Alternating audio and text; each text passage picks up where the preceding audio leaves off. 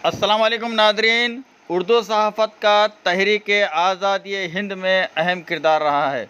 यौम आज़ादी हिंद के मौके पर इत्तेहाद टीवी न्यूज़ एडिटर रफ़ीक नूरी की जानिब से आप तमाम को मुबारकबाद।